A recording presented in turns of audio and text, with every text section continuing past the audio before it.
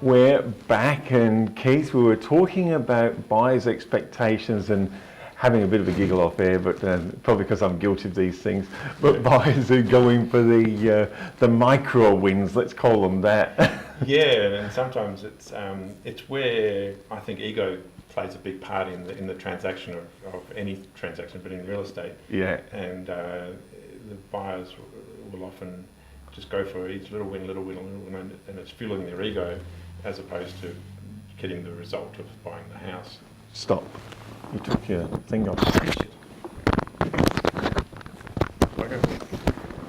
Just glanced in and went, Yeah. hi, welcome back. We're having a bit of a giggle off there. We're actually, probably because I'm guilty of this too, we're talking about buyers' expectations. Well, not so much expectations, but these little micro wins that as a buyer we think we want, that aren't really achieving anything. Yeah, so people often think, that they get little win, and part of my job also is to help rationalise those, and are they going to lead to the successful sale of the property?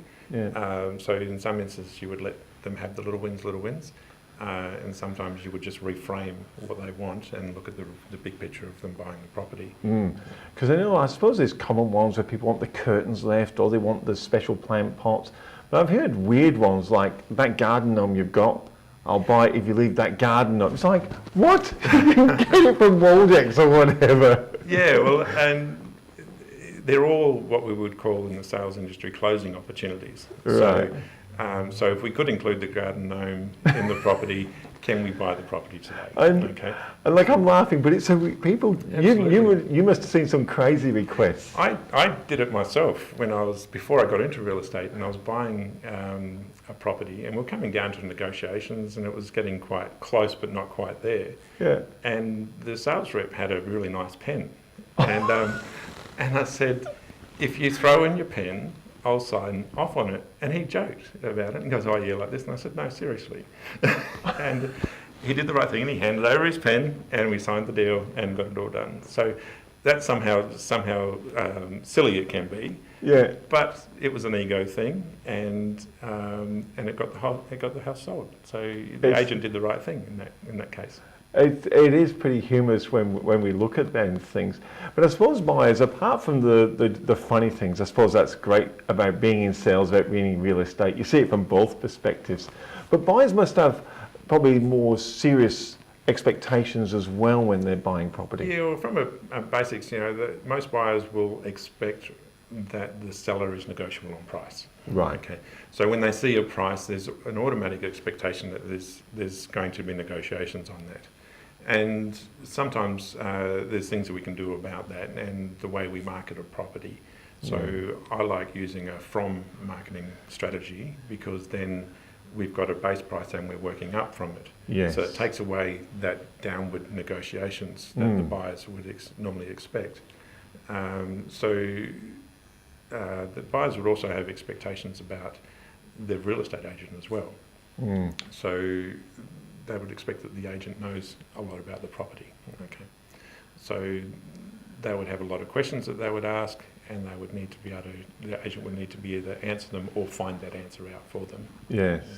There was one thing I did see, and it was in a neighbourhood where I live in, and this sign started going up, this house is coming on the market in 3 weeks, register your interest for an invite on the open day. And I'm thinking, but the amount of people drive, and we're pulling up and writing down the phone number, and I was watching this tactic go on, but of course, being the nosy neighbour, went across for a look. And I was so disappointed when I walked through the door, and I said to the guy, I said, oh, great house. He said, yeah. And I said, what's really special about this? What do you think makes this an exciting property?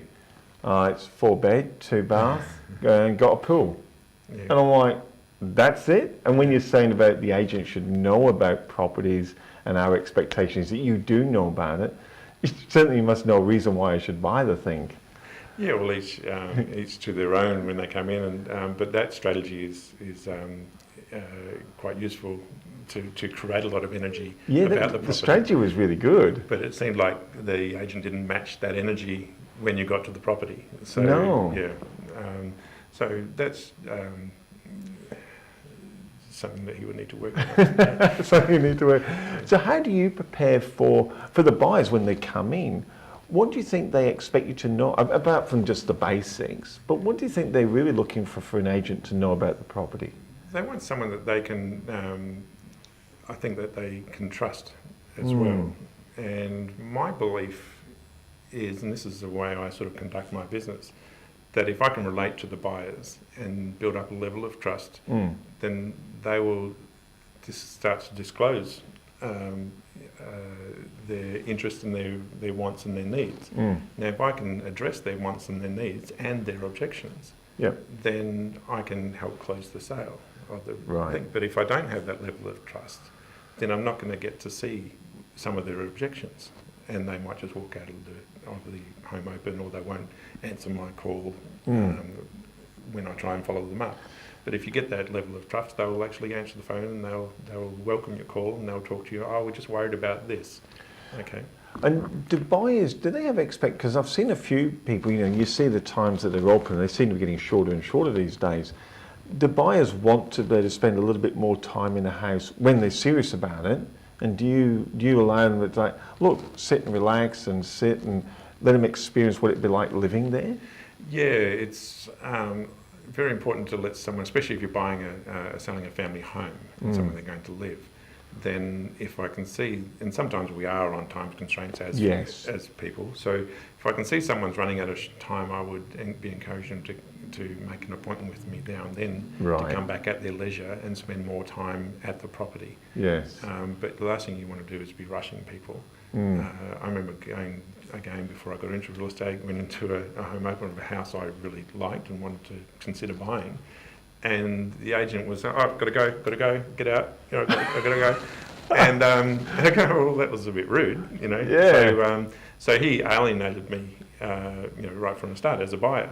Whereas if you had said, listen, I've got my appointment next coming up, I could meet you back here in an hour, or I could meet you back tomorrow, just reappoint me to come back and show me through at my leisure, then that would have been a much more better way of dealing with it. Because I guess in that way then he's working for the seller, 'cause he's got the best interest of the seller, but he's also working for the buyer to make sure the buyer feels like they're having a win, almost like combining a win-win for both parties in this. Well, in real estate, it only works when buyers' expectations and the seller's expectations can come together.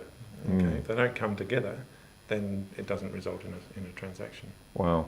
We'll take a quick break and we will come back to talk about that, how we make it come together for the win-win. So don't go anywhere.